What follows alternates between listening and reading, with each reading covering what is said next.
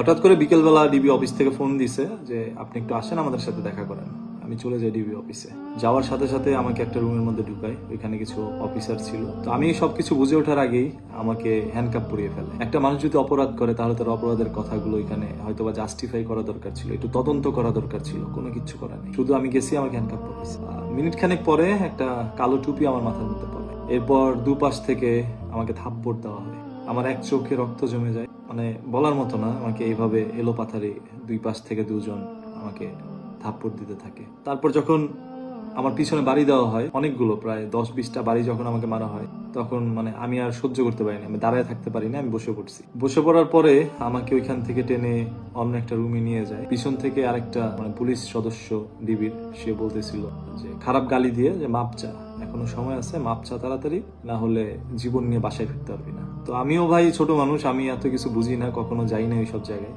আমাকে অন্য রুমে নিয়ে আমাকে আবারও পায়ের মধ্যে বাড়ি মারে। তারপর আমি বসে পড়ি। এরপর দুই হাত মানে এভাবে দিয়ে আমি শুধু বলতেছিলাম, ভাই আমাকে মাফ করে দেন, আমার পরিবার আছে ভাই। আমি আকুতি মিনতি করে তাদের কাছে বলতেছিলাম। তারা কোন রকম ওইখান থেকে আমাকে নিয়ে আসে। মানে যখন আমাকে রুমে নিচ্ছিল, ওই রুমে তখন আমাকে মারতে মারতে নিছে এবং ওই রুম থেকে মারতে মারতে নিয়ে আসছে। আমি কোনো বড় ক্রিমিনাল, আমি কেউ না ভাই, আমি একজন সাধারণ মানুষ। আমি একটু অন্যায়ের বিরুদ্ধে প্রতিবাদ করতাম। এই জন্য আমাকে এমন ভাবে পিটাইছে যে আমার শরীরের প্রত্যেকটা জায়গায় ক্ষত হয়ে গেছে ভাই।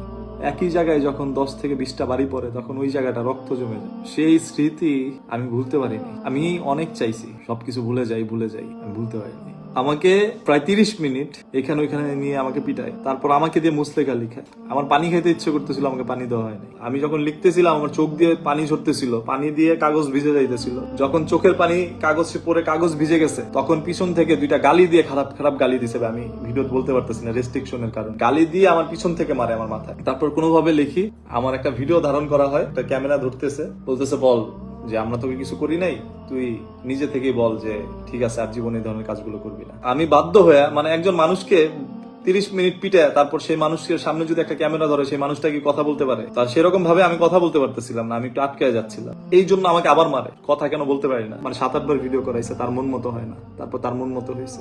আমার মা বাবা, আমার 14 গোষ্ঠী নিয়ে তারা এইভাবে পারছে সেভাবে গালি দিছে। মানে আমরা মানুষ না। সেদিন মনে হইতেছিল এই দেশের বিচার নেই, টাকাওয়ালা যারা তাদেরই দেশ।